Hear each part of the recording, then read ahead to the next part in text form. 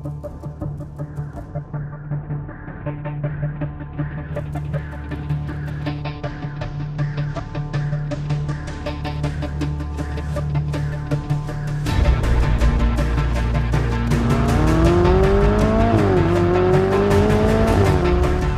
í S-inu sínu svona umfram 100 km hraða og upp úr.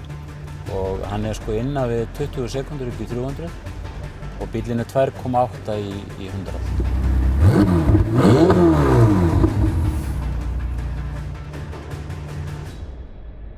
Ég hef haldið hérna til síðustu 11 árin.